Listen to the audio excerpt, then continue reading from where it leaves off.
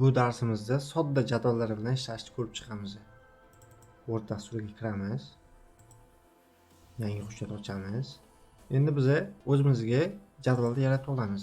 Bizga qaranglar, nima kerak bo'ladi? Biz o'zimiz jadvalimizni strukturasini qilib olishimiz kerak. Numerovka qo'yishimiz kerak, familiya qo'yishimiz kerak, ism qo'yishimiz kerak, tug'ilgan yilni qo'yishimiz kerak. Demak, nechta bo'ldi? 4 ta bo'ldi. Numerovka, familiya, ism, tug'ilgan yil. Endi tablisaga kiramiz. Satrga belgilaymiz 4 ta. Ustunga esa 3 ta qilib qo'yamiz yoki 4 ta. Xohlagancha qilsa bo'ladi buni. Mana xohlagancha qilib qo'yamiz. Bu tomonga numerovkani belgisini qo'yamiz. Buni rus tiliga o'tkazib, shift 3 ta bosamiz. Mana o'tdi. Maytga esa familiya qilamiz. Familiya yozamiz. Familiyasi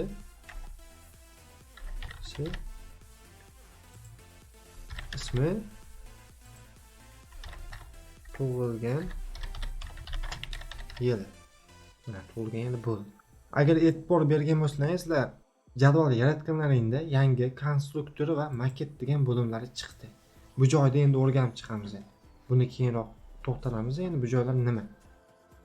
Bu joylarga tegimiz o'zi sozlamasida tursin. Mana shu jadvalimizdagi tema berayotgan joylar mana. Xohlagan temamizni qo'yib olsak bo'ladi bunga. Jadvallarimizga turli xil shakllar beradi mana. Biz o'zimizni mana ikkinchisiga olib qo'yamiz shuni. Endi zalifka nima? Zalifka aytaylik, mana shu joyda orqasini, rangini boshqacha qilmoqchi bo'lsak, mana shundan zalifka qilib qolamiz. Misol sariq belgilaylik yoki bo'lmasam bironta yashil belgilaylik, mana shunaqa yashil, mana bunaqa yashil belgilaylik, mana shuni qo'ygan joy. Buni menimcha o'zlaring bilasizlar, mana bu nimalarni aytganda belgilarning xuddi shunaqa chizib beradi. Endi bu nima? Bu mana chizayotgan narsalarimizni ranglari, o'lchamlari shularni qilib beradi. Granisa buni o'zlaring bilasizlar, granisa narakdan bor edi. Bo'ldi, bu menimcha bu tomondagi narsalarimiz qolmadi.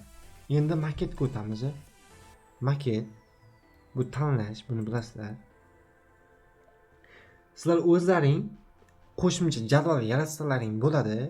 Aytaylik, mana shu yerga o'rtasiga bitta jadval kerak. Qanday qilamiz buni? Narisotga kiramiz.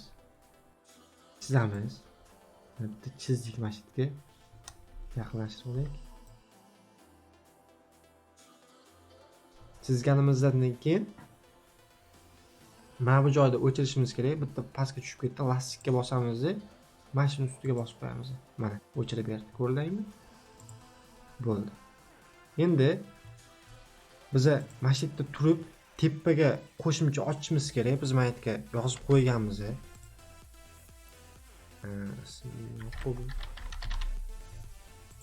Shazot. To'ldirib olaylik-da. Mana yozib qo'yganmiz. Biz mana shu tepasiga ochishimiz kerak jadval. Buni qanday qilib ochamiz? Mana yerga bosib bitta enter bossalaring ham bo'ladi, lekin buni tepa fon bilan ochib beradi. Bizga eng soddasi mana выставить вверх. Ko'rdingmi? Yoki da pastga bo'lsa mana внизу pastga ochib beradi. Xuddi shunday qilsalar ham ochib olsalar ham bo'ladi. Endi biz mana bu joyda o'chirib tashlaymiz. Yoki bo'lmasa bunday yoniga olib borsa ham aytib plus chiqadi, plusga bossangiz ham ochib beradi. Ko'rlaymi? Mana yerda udalitga bosamiz, udalit yacheyka qilamiz. Buni ham udalitga bosamiz, udalit yacheyka qilamiz. Bu ham kerak emas. Buni belgilab olib udalit yacheyka qilamiz. Bo'ldi. Endi bu tomonni ham belgilab udalit yacheyka qilib qo'yamiz albatta. Mana. Endi qaranglar, biz ham mana shuni tartiblashimiz kerak. Mana yerda ko'rsatlang chiqdi. Biz ham mana yerda belgilab, buni kichikroq qilamiz. Familiyani sal kattaroq qilamiz. Ismini ham sal kattaroq qilamiz.